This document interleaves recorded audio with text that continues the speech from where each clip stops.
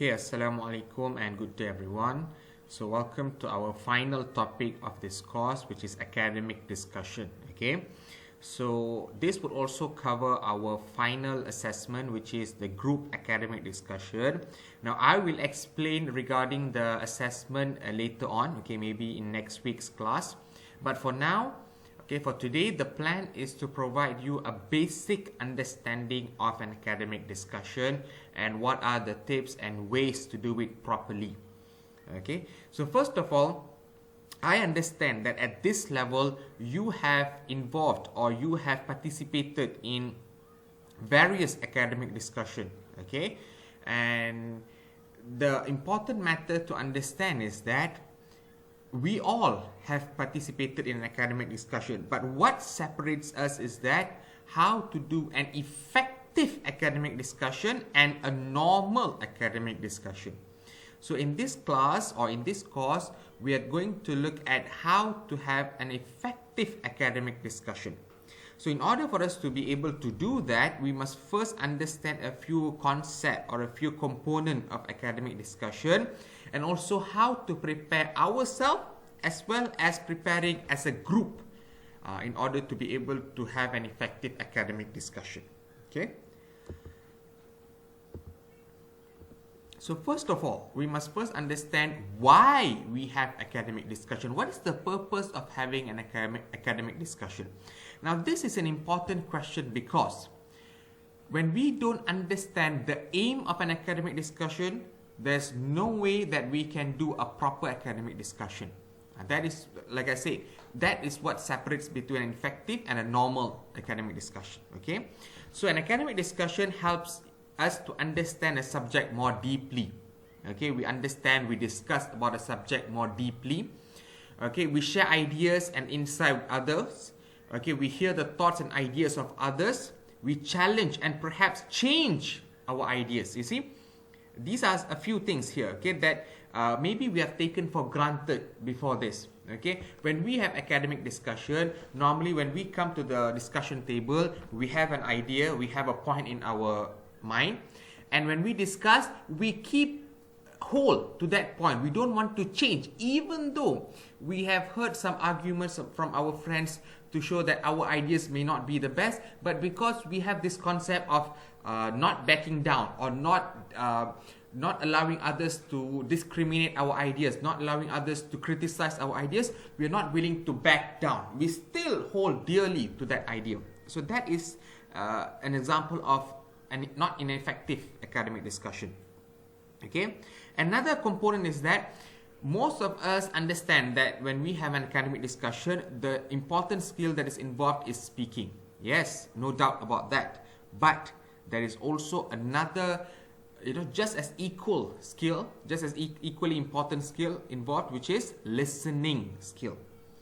Okay, it's not just about you speaking, but you must also be able to listen properly. Listen to your friends, listen to your group members, take in their ideas, respect their ideas. Then, if you disagree, then you may challenge their ideas. You may disagree with their ideas. But first, in order for you to disagree or in order for you to challenge their ideas, you must first listen to their ideas. Okay? It also increases your confidence in speaking, improve your English speaking skills. Okay? Now, let me ask you a question. If you don't have all of this in your academic discussion, what happens then? Is that an academic discussion? Yes, it can still be an academic discussion, but I can guarantee you it is not an effective one. You must have at least one of these one of these reasons in your academic discussion to at least prove to a certain extent it is an effective discussion. Of course, if you have all of these reasons and you are able to accomplish all of these reasons in your academic discussion, then that is the best. Okay, that is the absolute, priority. That is the ultimate goal of the academic discussion. But if you can achieve at least one, it's still considered an effective academic discussion. So basically, you can self-assess. You can ask yourself, at the end of the discussion, you can ask, did this discussion help me to understand this topic more deeply? If the answer is yes, fine. okay, it's an effective academic discussion. But if you feel that it doesn't really help me to understand deeply, I still have the same concept, I still have the same understanding as I had before I had the discussion, so that is not an effective academic discussion. So you see, you can self-assess. You can ask this question on your own, okay, or you can even ask, okay, does this academic discussion helps me to improve my speaking skill? Okay, so if you notice, not really, I don't think that I have improved my speaking skill. I didn't speak much during the academic discussion. I only listened, I only participated very sparsely, very intermediately. So it shows that it was not an effective academic discussion. So like I said, you can self-assess. You ask these questions to you or to yourself after the discussion. Did you accomplish any of this? If you did accomplish, then yes, that is an effective academic discussion. Okay, now, it can be difficult at first to take part in an academic discussion. Okay, perhaps, our lack of confidence in speaking English or our lack of proficiency may affect our ability to participate in a discussion, in an academic discussion. But you need to understand the most basic concept of academic discussion. The basic concept of academic discussion is you must have good communication skill. Now, if I were to ask this question to you, okay, do you have good communication skill? You are supposed to say yes. Now, I understand that some of you may say, no, sir, I don't think I have good communication skill because my proficiency is not good, or maybe I don't speak well, or I'm too shy. Okay, but understand this. Communication is not just speaking. That is the biggest misconception that most of us have. Okay, because we associate communication with speaking. It's not that. Communication is a broad subject. Speaking is only a small component in communication skill. Okay, just to give you an idea, okay, if you watch a movie, okay, maybe you watch it on Netflix, or you go to the cinema, or you watch it on YouTube or your television,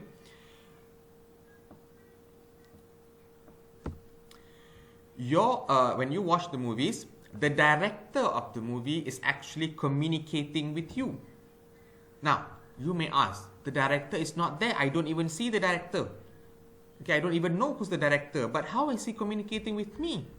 Okay, the director has an idea in his mind. Okay, he has this idea, he has this story, and he shares this idea with you through the movie. So at the end of watching the movie, you are able to understand, okay, this is a story about a man who is nobody. He is struggling to make sure that he is able to provide for his family. He has a lot of troubles that comes on his way, but he accomplished all his, his challenges. He finishes all his tasks and is able to provide for his family. Okay, it's a very simple story. So you're able to understand this concept at the end. What does it mean? It means that the director has successfully communicated with you. So you see, even though he did not speak a word, but through the movie, they have communicated with you. So this is a concept that I want you to understand. Communication is not just speaking.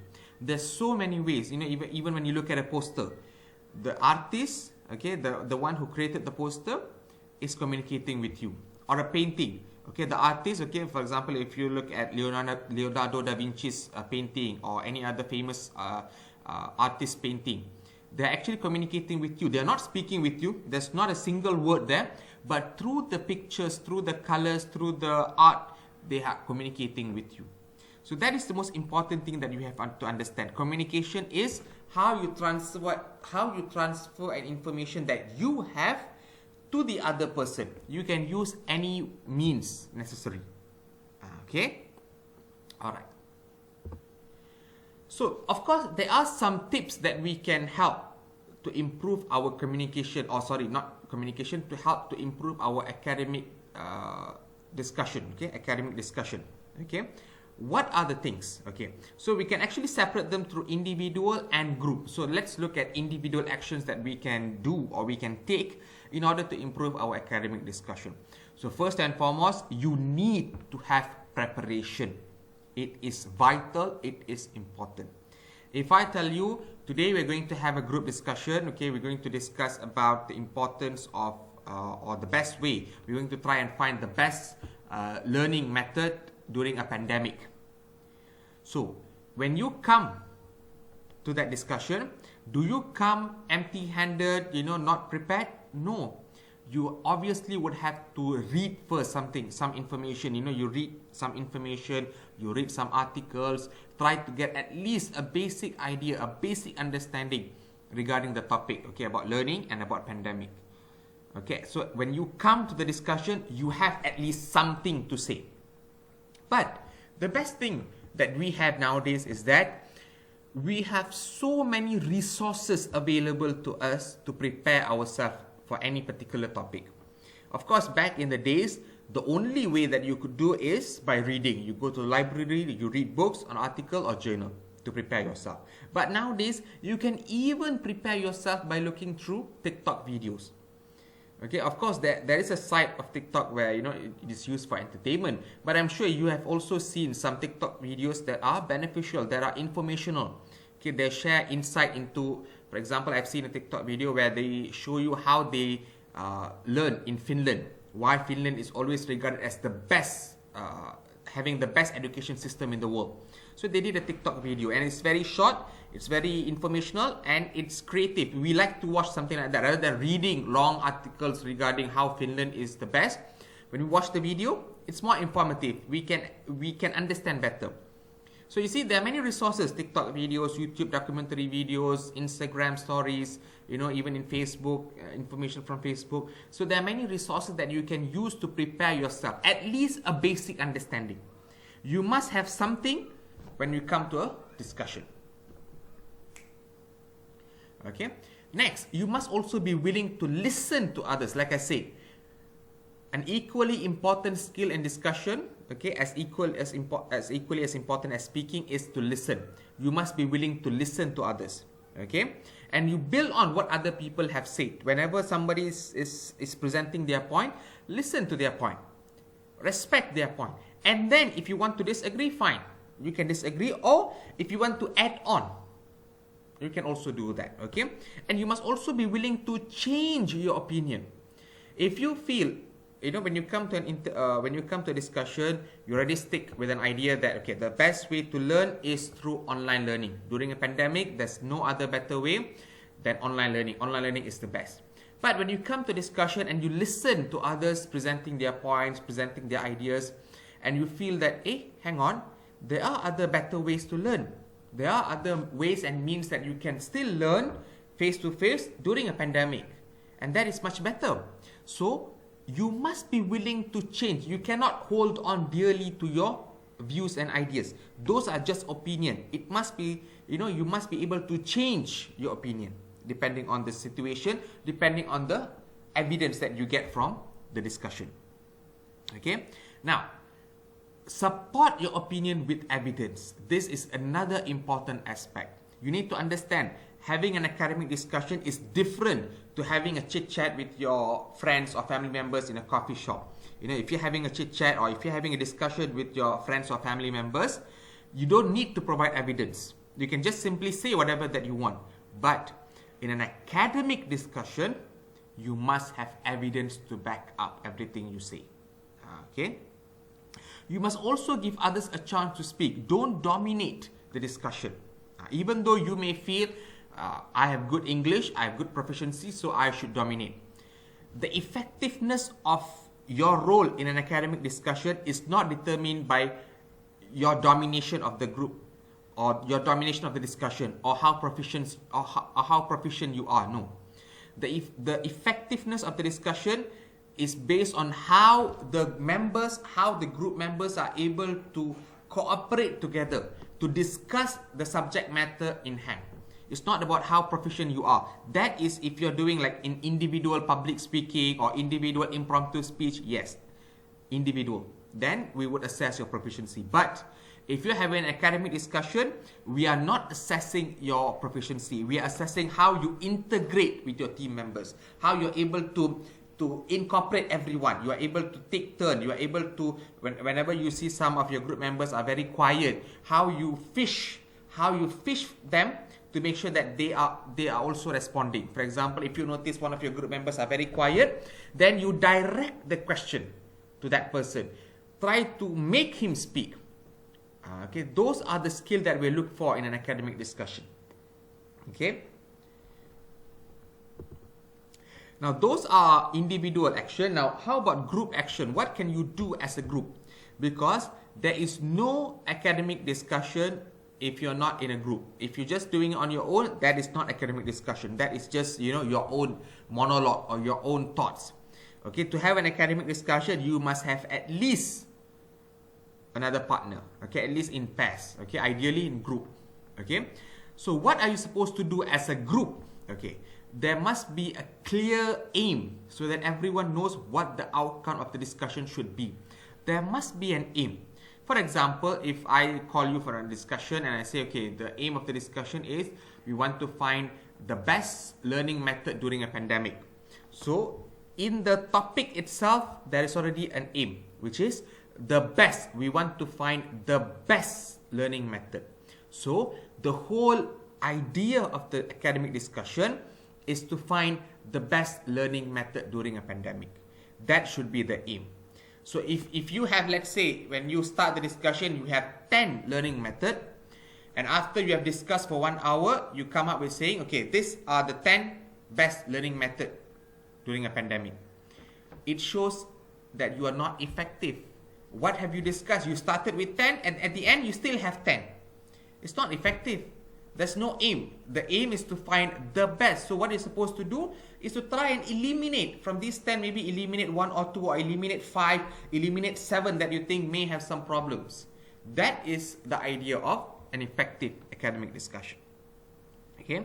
There should also be a timetable for different stages. And you see, we don't really look at this, isn't it? We take for granted. We don't even have stages in an academic discussion. We just feel that, okay, we have a topic, we sit together, we discuss. But a proper and an effective discussion should have stages. So what does it mean by stages? Okay, just like, writing an essay or writing or coming up with a speech, there should be an introduction, there should be a body, there should be a closure. So introduction, maybe you start off with defining the topic. So what is our topic? Learning, and also during pandemic. So we define what does it mean by learning. How do we consider something how do you consider a process of learning? What needs to be there in a learning process? So we define to make sure that we don't go out of topic. So we define learning. We also define what is pandemic, because maybe in the future, okay, after we have finished with COVID-19, maybe in the future there might be another pandemic. So how do we consider something as a pandemic? How serious does it have to be for us to consider this as a pandemic? So we discuss first the definition, and then we move on. Okay, so now what are some of the ideas of learning that we have heard about, or we have seen, or we have read, or we have heard? What are some of the learning ideas or learning method? So people will start giving ideas. So maybe from that we could have like 20 or even 10 learning ideas. Okay, so now from the 20 or 10, we want to shrink it. We want to eliminate those which are not suitable during pandemic. So maybe from the 20, now we have shrink into 10 learning method during a pandemic. Okay. Next step, from these 10, we want to find the best 3 that you think is the most suitable during a pandemic. So you start to eliminate the other 7. And then now you have 3. From these 3, can we find or can we identify the best learning method during a pandemic? So you see, there is a certain flow, isn't it? From 20, you start with a definition, and then you find all learning method. Doesn't matter whether it's during pandemic or during a normal situation. Maybe you have 20 or 30 learning method. From that, you shrink to 10. And then from 10, you shrink to 3. From 3, you shrink to 1. So you see, there is a definite flow. Okay, it is put into a flow so that the discussion can happen smoothly. There is a flow. Okay.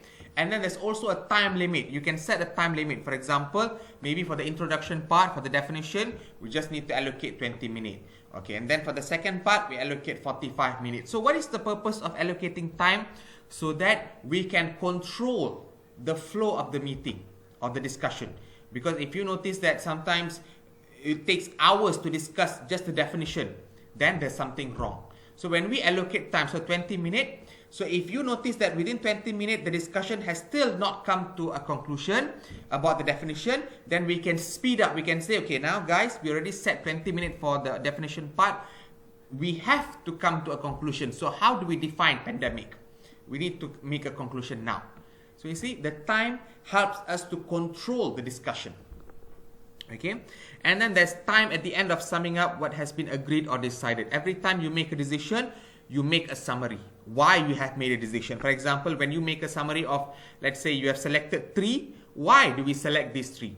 If you make a decision of selecting 1, why did we select this one? Make a summary. Okay, only one person speaks at any one time.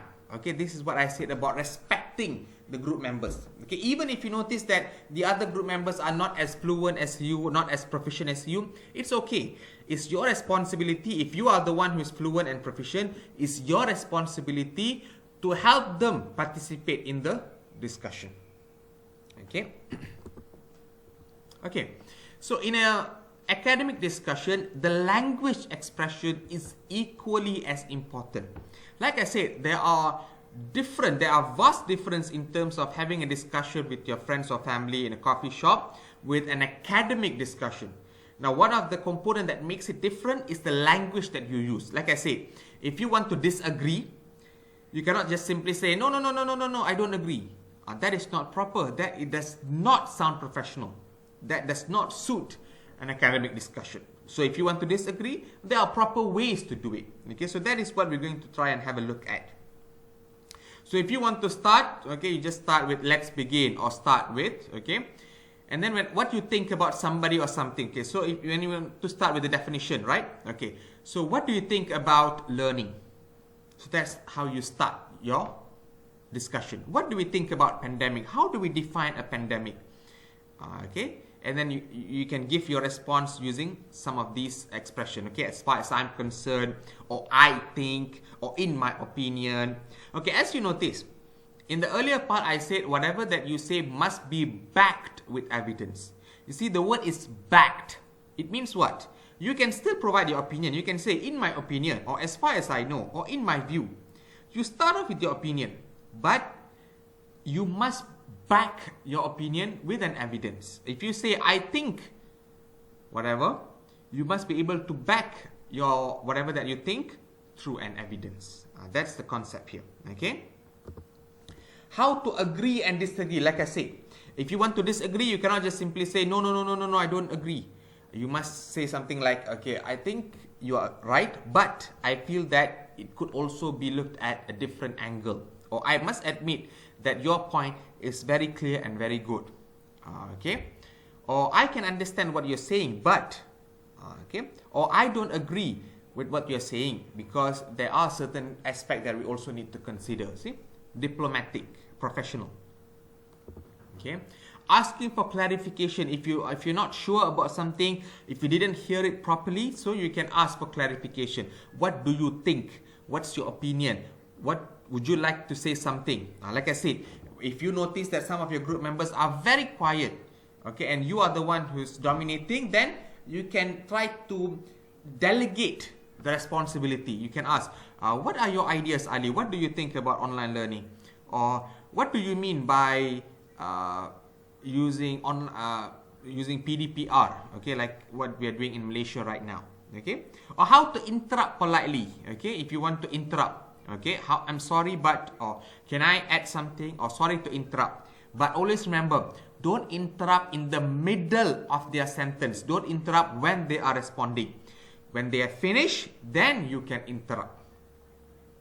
Okay, or if you want to provide other opinions. Okay, if you want to say, maybe you have heard a good point and you want to add. Okay, on the one hand, what you said is true, but you also need to look from, provide another angle. Okay, phrases to keep a discussion going. Okay, whenever you notice that maybe you have finished very quickly or there's nothing to say. Okay, maybe you notice that the academic discussion, okay, you started discussion but it finished within 5 minutes and everybody doesn't have anything else to say. So if you want to keep the discussion going, you can use phrases like, let's get back to the definition of this topic, do we make sure that we get this definition correct? Or as we just heard from Ali just now regarding the importance of PDPR, now are there any disadvantages of PDPR? Are there any problems or any challenges that we face? So you see, to keep the discussion going. Of course, inviting others to contribute. What do you think about what I just said, Ashraf? See, for more example, okay, I'll also provide you some opinions page after this. Okay, I'll also provide you a link to get more ideas regarding what you can use and what you cannot use in an academic discussion. Okay. And finally, at the end, you must sum up your points, sum up your views regarding the discussion. What are the decisions that you have made? What are the, the summary that you have after your discussion? Okay. So that's all for today. Okay, like I said, this is just a brief understanding about academic discussion. Most of us have participated in an academic discussion before. It's just a matter of fine-tuning it to make sure that we have an effective academic discussion. Okay, we'll also be looking at this next week. Okay, and then next week I will also introduce you to the instruction of the assessment, what you're supposed to do for the assessment. Okay, now for this week's task, okay, I'll provide you with a transcript of academic discussion. And in the academic discussion, okay, it's a script, it's a script. I want you to identify these phrases that we have seen just now, okay? If you notice that they have used agree or disagree, identify them. If you notice they have asked for clarification, identify them. Okay, you make like a bold, or you can highlight, or you can put it in a bracket. Identify these phrases that you see in the transcript. Okay, I'll provide the instruction in the task, and I'll also upload it on Author. Okay, so that's all. Thank you very much.